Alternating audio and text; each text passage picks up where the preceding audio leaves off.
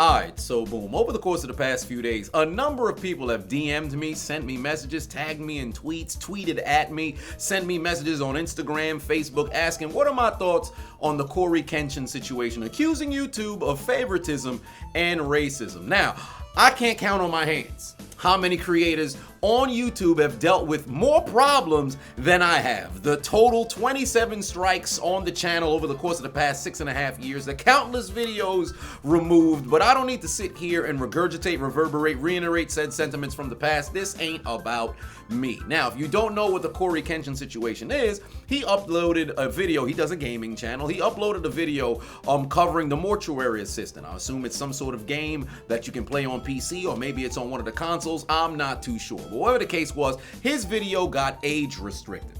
However, every other YouTuber that he was able to scroll through for the hour, 2 hours that he was searching, from search the first video there up until maybe page 69, nobody else's video was age restricted. So he proceeded to send an appeal. The appeal was denied. Now, here's the very interesting portion of the appeal being denied and him getting age restricted. If you watch his video, which I will leave in the description and also the top pinned comment, you can look at the time in which it got age restricted, which was about, I believe, 5:10, 6:10. It's either 5:10 or 6:10 because he has a timestamp there. Then you can see when the appeal get rejected that same day at 10:50. So that's about a 5-6 hour differential in which he had his appeal rejected. So what he ends up doing is he contacts his YouTube rep. His YouTube rep says, that's bizarre, I'll reach out to YouTube. He then calls him and says, oh, well, would you believe it? The age restriction got removed, right? But he had already appealed himself manually and that got denied. Then you had the YouTube rep have to go behind closed doors and have to go through external measures to figure out why it got age restricted, only to have it removed. Then, obviously, Corey is upset, apoplectic, having a conniption, trying to identify why is it that when I sent in my review, it was, rejected, but when you now send in an appeal through external sources, through a human, YouTube rep, now all of a sudden, that age restriction can get removed. So there was 3 questions that he asked. Number 1 being, why was the video age restricted, and who was the individual who was responsible for age restricting it and denying the initial appeal? Now, was that a human or was it an automated situation that, denied the appeal? And then number 3, why did it take Markiplier's clip in order for them to reverse the decision? Why? Tell me.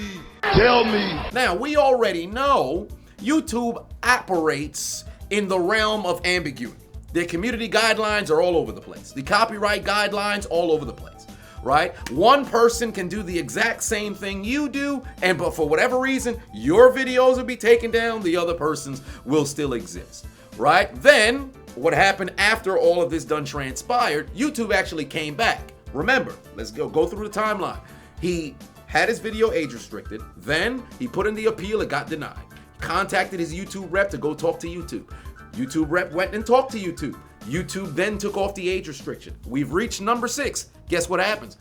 Something that I probably never heard in my life. YouTube re-age restricted the video. Then, with the other creators that he actually, pinned inside of his initial, appeal, ended up getting their videos age restricted as well. Markiplier and countless other channels and things of that nature. Now, I didn't specify it, but I did Google, I should say YouTube myself, to look at the Mortuary Assistant videos, and there were a number of them that are now age restricted, right? Now, I don't know if that's the particular segment or whatever the case may be. From what I saw, there were some videos that were indeed age restricted now, but at the time, they were not. A couple of days ago, I should say, maybe it was over a week. I can't recall. I think it was about 8-9 days ago.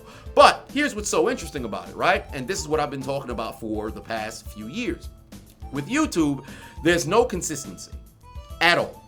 Where if, for one thing, especially if you're in a situation in which somebody's video is age restricted, you then, they appeal, they get denied, somebody else now has to go and look into it again. Now all of a sudden you take off the age restriction, but then once more the age restriction's put on. So the biggest question is, what is the communication that's going on behind the scenes here? Are the policy team in contact with the review team? Are there actual teams? Is everything automated? Who are the humans who are doing the reviews? What is the judgment that is necessary in order to, cast an age restriction or maybe a strike or things of that nature? It's very confusing because there's no continuity whatsoever, right? But here's the biggest thing of this entire situation. How the fuck did he get a YouTube rep? Where are these YouTube reps? I would like to have one. I never received an email saying, would you like a YouTube rep? At one point do you receive a YouTube rep? Is it when you pass 1 million? Is it when you pass multi-millions? Is it past when 10 million? I'd love to know when the YouTube rep comes in. Don't get me wrong. I recognize the situation is very tense. Do I believe that YouTube is a bit racist? Yes. Do I believe there's a whole lot of favoritism? Without question. But I would love to know where these individuals get YouTube reps. I doxed about 73% of YouTube staff on Instagram, Facebook, Twitter, everywhere. I was gonna pull up to Stacy's wedding in North Carolina. I'm sorry about that, Stacy. I wish you the best in your future. But whatever the case may be, I was fixing to pull up on every single YouTube employee that I was able to find out to try to identify just what are the terms and agreements, what are the actual community guidelines, what is the secret to the algorithm, what is, the rules and regulations here on this app. However, it appears that nobody wants to give an answer. Nobody wants to provide any kind of clarity or transparency. Nobody knows, but evidently motherfuckers got YouTube reps. I would love to know how the fuck you get a YouTube rep. Somebody let me know in the comment section, how do I qualify for a YouTube rep? I need one. But aside from all that, seriously though, this entire situation, all it does is unpeel the Band-Aid.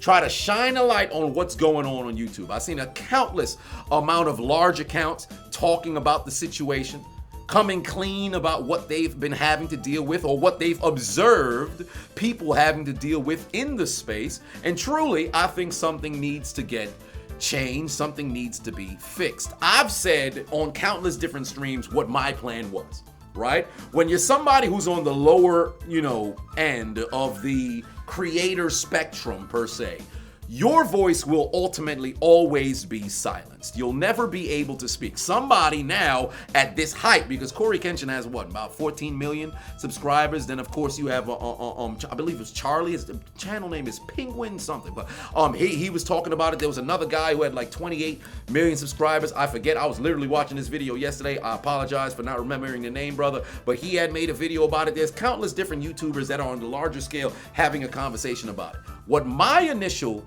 route was, attain enough clout to where you can now get into the room and you can have a conversation with the higher ups. Now, granted, they may not hear you out. They may not, listen to what it is that you want to say or whatever. But just to have enough, clout, enough of a following to get into that room and try to have that conversation, to try to identify what is exactly going on behind the scenes. I think you need a good amount of numbers. But now with this uprising, with people now trying to combat YouTube and say something's not right here, perhaps a change can finally come. Because when it's a bunch of us on the lower scale trying to battle, we'll never end up making any headway. But if you have the people who drive a ton of traction, a ton of viewership, a ton of subscribers, a ton of money and revenue to the platform now saying, wait, something needs to be fixed or we're going to take our talents and our videos elsewhere, maybe YouTube will have to, adhere to the public. So I can only hope moving forward, there's some sort of answer or a response from YouTube. From what I've seen thus far over the course of the past 8-9 days since this entire debacle has began, I haven't seen any headway or any breakthroughs or anything like that. No response or acknowledgement from YouTube. So I'm assuming this is going to be one of those other situations where they sweep everything under the rug. So I can only hope that perhaps things will be addressed. But I stand with Corey. I'm 110% with Corey. I completely understand. And, I've been there, brother. I know exactly what it is that you're going through. So all I can say to YouTube is, it's about time you start addressing this shit.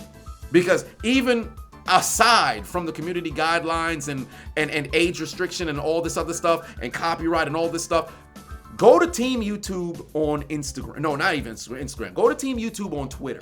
Look at, well, not the tweets and replies. If you can search to see how many people on a daily basis are tweeting at Team YouTube, DMing Team YouTube, trying to get answers for videos being taken down, strikes on the channel, warnings on the channel. Like, I've said this before.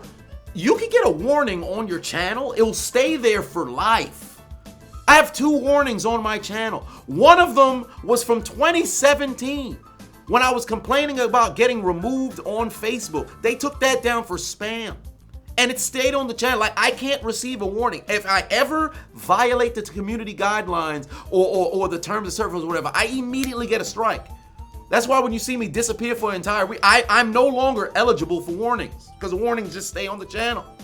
And the other warning was that dude, they took it down talking about child safety when it was a grown adult who had no legs, got into a street fight. Now granted, if you're gonna take down street fighting videos, well, I don't do it no more. But they took it down for child safety. There were no children in the video. That's a different conversation. Whatever the case may be, you know, YouTube has to address the problem that countless creators are dealing with.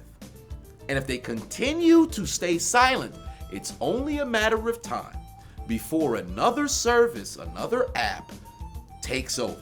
It's gonna take some time because nothing's gonna happen overnight. It's not like what else is out? It's not like Rumble is gonna say, oh well, tomorrow, 2023, we're #1. No, it's not gonna happen. It's gonna take years. But if you see countless different creators starting to get fed up and they want answers, they want to know why they keep running into roadblocks, and you continue to stay vague, ambiguous, and anonymous and not answering questions, soon enough people are going to go elsewhere. All right, so YouTube, it's time to answer these questions, or as Riley Freeman would say, it's time to pay what you owe, pussy. Nah, but in all seriousness, where the fuck are they getting YouTube reps? I need a YouTube rep. This entire time, I've been battling YouTube on my own. It's been a multi-man handicap match. It's been 18-on-1. You'd have thought I was on the Brazos Network and I'm the fucky, okay? I need a tag team partner. Are there YouTube reps that are available? How much I gotta pay you? Lord knows I ain't got no money. Maybe, you know, I could get you some of that Pell Grant information on the student loans. You know, they forgive them. I might just have some money coming my way. Then again, are they actually gonna pay us a check? No, they're not. They're just gonna remove the loans. They ain't gonna give us no doggone money. So I could cook. I got HelloFresh. Any YouTube reps want some HelloFresh? I cook a good meal. You want some carrots? Okay, you want carrots? You fucking horse? Opponent motherfuckers. I need a YouTube rep. Somebody help me. Where they at? I need them. I need them now. But I always say the absence of evidence is not the evidence of absence. What? Simply because you don't have evidence that something does exist does not mean that you have evidence that something doesn't exist. Well, what I'm saying is that there are known knowns and that there are known unknowns, but there's also unknown unknowns. Things we don't know that we don't know. Enough is enough. This bullshit has got to stop. Enough is enough, and it's going to stop. Things are going to have to change around here. You mean to tell me you watched the entire video but you haven't subscribed? Hit the subscribe button and become a member on Patreon or on YouTube to get access to the Discord. We're waiting for you in the Shadow Realm.